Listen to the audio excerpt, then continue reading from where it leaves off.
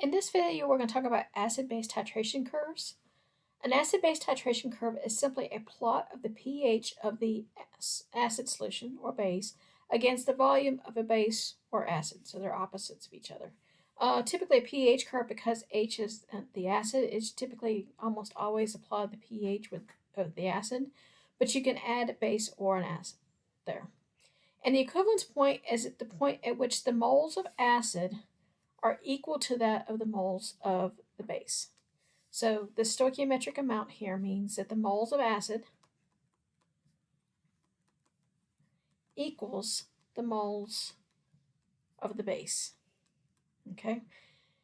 And all I'm going to focus on this time is the fact that for a strong acid, strong base, this is very much like when we did the acid-base properties of ionic compounds or salts.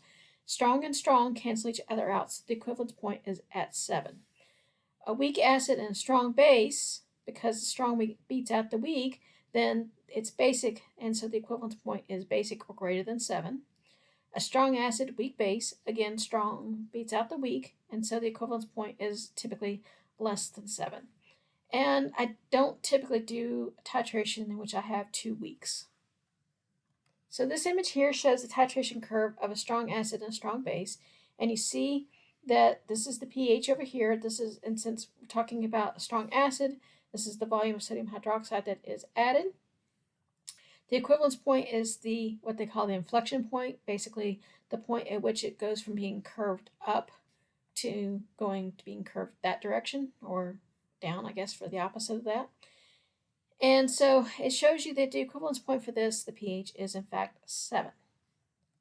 When I go to a weak acid by a strong base, okay, still pH, okay, the equivalence point is still that inflection point, okay, the point at which the curve shape changes from being in this direction to being in this direction, okay. But the difference is that because this is a strong base with a weak acid, the pH is in fact acidic at 8.78.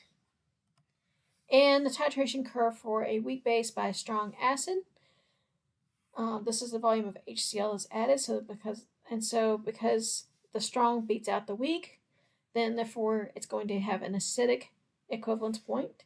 Equivalence point is still there at the point at which it's the sharpest point of the curve, but you'll see that the pH is in fact 5.2. This is the other thing on these slides is indicating the different types of indicators. This is from chapter 15. Yellow-red is a perfect indicator for this because of the fact that it changes. Methyl red is the perfect one. It goes from a yellow to red solution.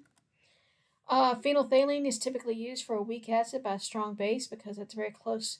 The color change is just slightly above that of the equivalence point. And we typically, when we do a strong acid with a strong base, we typically also use phenolphthalein. It's a higher pH, but the volume difference from here to here is very small. You see these lines are 5 milliliters, so it's probably less than 1 milliliter difference there.